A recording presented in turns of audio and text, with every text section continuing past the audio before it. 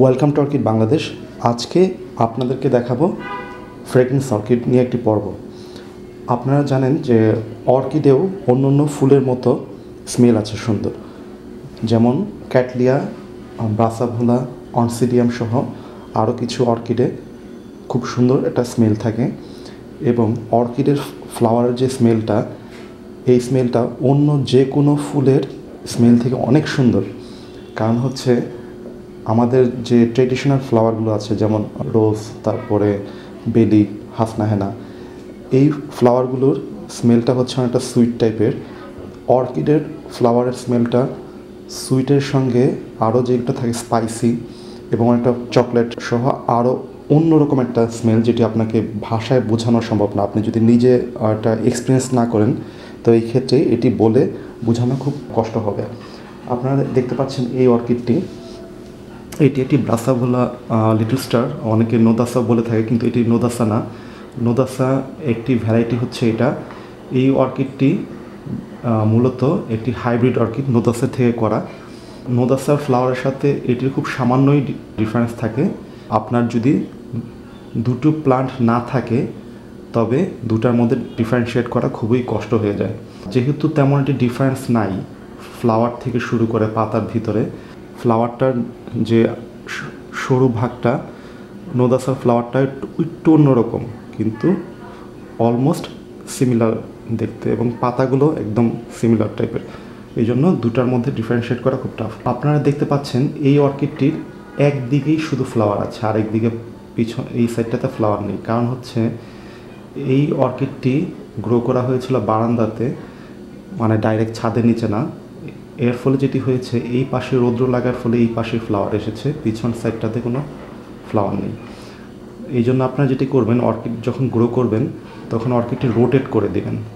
আপনারা কিছুদিন পর পরে ধরেন 10 দিন এই সাইডে থাকলো, 10 দিন পিছন সাইডে, তাহলে যেটি হবে আপনারা সব দিকেই ফ্লাওয়ারটা পাবেন। এই অর্কিডের ফ্লাওয়ার যেহেতু সাদা সাদা হওয়ার কারণে এই অর্কিডের স্মেলটা পাওয়া যায় শুধুমাত্র সন্ধ্যা থেকে রাত্র পর্যন্ত স্মেলটা থাকে। খুবই সুন্দর একটি স্মেল, অনেকটা পারফিউমের মতো। এবং আমার দেখা যত অর্কিড আছে সব থেকে সুন্দর এবং কড়া স্মেল আসে এই অর্কিডটিতে। এর থেকে ভালো স্মেলিং অর্কিড আমি এখন পর্যন্ত পাইনি।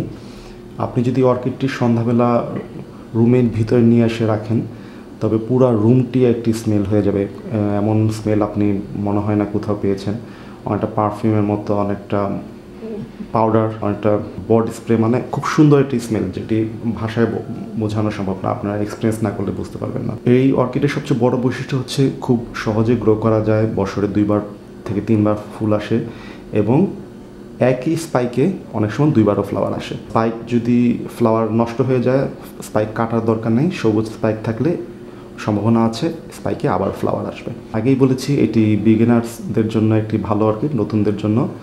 এবং গ্রো করা খুব একটা কষ্টসাধ্য না, খুবই সহজ, এবং কোনো রকম স্পেশাল যত্ন অথবা আপনার অ্যাটেনশন এটাতে দরকার নাই। যেহেতু পাতা অনেক মোটা, খুব সহজেই এটিতে অন্য অর্কিড থেকে ফ্লাওয়ার চলে আসে। এবং এই অর্কিডটি নষ্ট করা খুব কষ্ট। আপনার চাইলেও এই অর্কিডটি হয়তো নষ্ট করতে পারবেন না, বা মারা যাবে না, বা কিছু হবে না, আমার অভিজ্ঞতা থেকে বলছে। এখন আমরা দেখাবো আপনাদেরকে আমাদের ফ্রেগ্রেন্স অর্কিডের দ্বিতীয় অর্কিড। ক্যাটলিয়া অর্কিডে স্মেল থাকে সব ধরনের, অলমোস্ট 99% ক্যাটলিয়াতে স্মেল থাকে।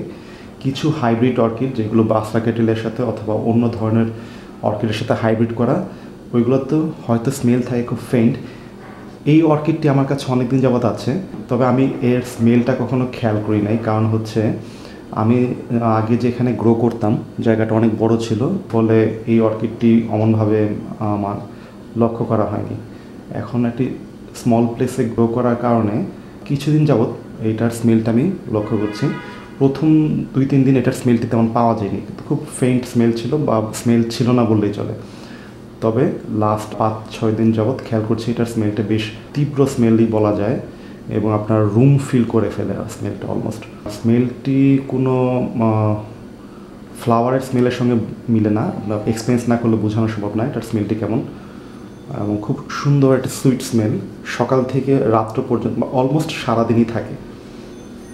আর এই ফুলটি যেহেতু কালার ফ্লাওয়ার, কালার ফ্লাওয়ারের স্মেল দিনের বেলা হয়। আপনাদেরকে আগেই বলেছি হোয়াইট ফ্লাওয়ারগুলোর স্মেল রাত্রে হয় এবং কালারের স্মেল দিনের বেলা হয়। এই ক্যাটলিয়াগুলো গ্রো করা খুবই সহজ, কিন্তু ক্যাটলিয়াতে একটা জিনিস খেয়াল রাখতে হবে, ক্যাটলিয়া যদি আপনি বেশি পানি দেন ক্যাটলিয়া ওই ক্ষেত্রে নষ্ট হয়ে যেতে পারে। ক্যাটলিয়াতে পানিটা একটু কম লাগে, কিন্তু আলোর পরিমাণ অনেক বেশি লাগে। সবচেয়ে বেশি লাইট লাগে এই ধরনের একটি অর্কিড হচ্ছে ক্যাটলিয়া, এবং এইগুলো বেশি আপনি যদি রিপোর্টিং করেন তবে এই অর্কিডগুলো ফ্লাওয়ার আসবে না। ফুলের আকার দেখতে পাচ্ছেন বেশ বড়। আমার দেখা সবচেয়ে বড় ফুলগুলো হয় ক্যাটলিয়া অর্কিডে, এর থেকে বড় ফুল কোনো অর্কিডে আসে না।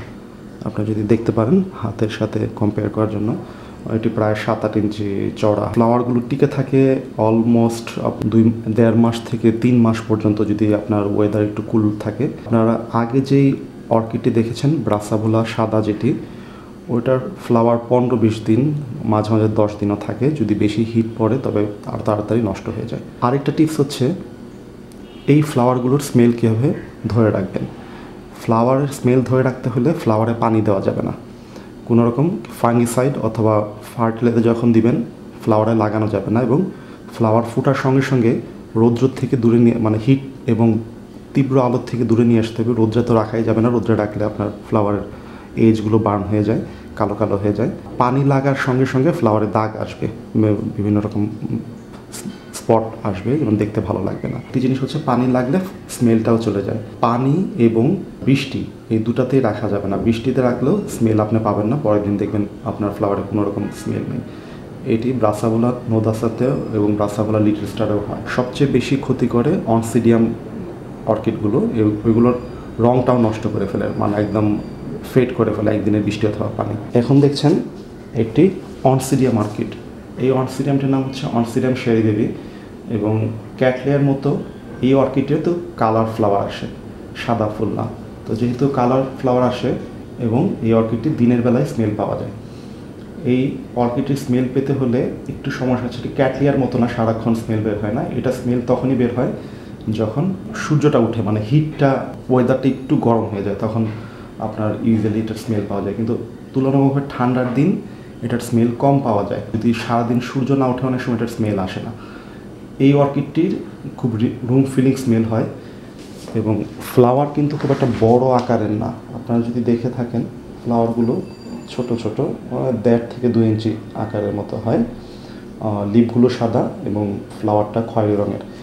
এই প্ল্যান্টটিতে মাশাআল্লাহ অনেকগুলো স্পাইক এসেছে, অলমোস্ট 10-15টা আপনারা দেখতে পাচ্ছেন। এখন পর্যন্ত স্পাইক সবগুলো ব্লুম করেনি, হয়তো ব্লুম করতে আরও 2-3 মাস ধরে ব্লুম করবে, কারণ অনসিডিয়ামের ফ্লাওয়ার স্পাইক ডেভেলপ করতে অলমোস্ট 3 মাস মতো লেগে যায়।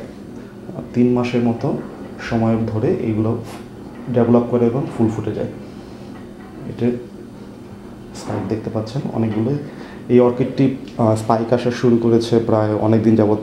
স্পাইক আসছে এবং ফুল ফুটছে, আসছে এবং ফুল ফুটছে। পাতায় কিছু দাগ দেখতে পাচ্ছেন। এইটার স্মেলটা অনেকটা হচ্ছে আপনার মিল্ক চকলেটের মতো, অনেকটা মিল্ক চকলেট, এবং এটার স্মেলটা 3-4 ঘন্টার বেশি থাকে না, কিন্তু যতক্ষণ থাকে এটা অন্যরকম একটা স্মেল, আপনাদেরকে বুঝিয়ে বলা সম্ভব না। একটা সিনামন, অনেকটা স্পাইসি সুইট একটা স্মেল। এই অর্কিডের সিঙ্গেল স্পাইকে একবারই ফ্লাওয়ার আসে। ফ্লাওয়ার আসার পরে স্পাইকটি আপনারা কেটে দিতে পারেন, কারণ তখন আর দরকার নেই। আর রিপোর্টিং এটা আমরা নর্মাল অনসিডিয়ামের মধ্যেই পটিং করি, জাস্ট কোকো চিপসে পটিং করে দিই, এবং ফার্টিলাইজার অ্যাভারেজ যেটা অন্যান্য অর্কিডে দিই ওইভাবেই আমরা দিয়ে থাকি, এবং এতেই এই অর্কিডটির বেশ ভালো রকমের ফুল এসে থাকে বছরে 2 থেকে 3 বার। আমরা এই অর্কিডগুলোতে কোনো রকম ভিটামিন অথবা ফাঙ্গিসাইড ব্যবহার করি না।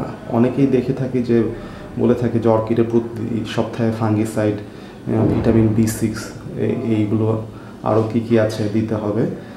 তো আমার এক্সপিরিয়েন্স হচ্ছে অর্কিডের ফাঙ্গিসাইডের তেমন একটা প্রয়োজন হয় না। আমার অর্কিডগুলোতে আমি কখনও ব্যবহার করিনি, অলমোস্ট বলতে গেলে হয়তো 5-6 বছরে একবার দিয়েছিলাম একজনের কথা শুনে। কিন্তু ফাঙ্গিসাইড দেওয়া যা না দেওয়া তা খুব একটা করে না, মানে পার্থক্য করে না। আর বিভিন্ন রকমের ভিটামিন এইটা সেটা এগুলো দিয়ে এটা কাজ হয় না, জাস্ট এগুলো প্লাসিবো এফেক্ট। আমি জাস্ট শুধু এই অর্কিডগুলোতে বেটার গ্রো এবং বেটার ব্লুম 2টা ফার্টিলাইজার দিই। এছাড়া আর কোনো ধরনের ওষুধ অথবা হাইড্রোজেন পারঅক্সাইড অনেকে বলে প্রতি সপ্তাহে দেওয়ার জন্য, এটারও দেওয়ার কোনো দরকার নেই।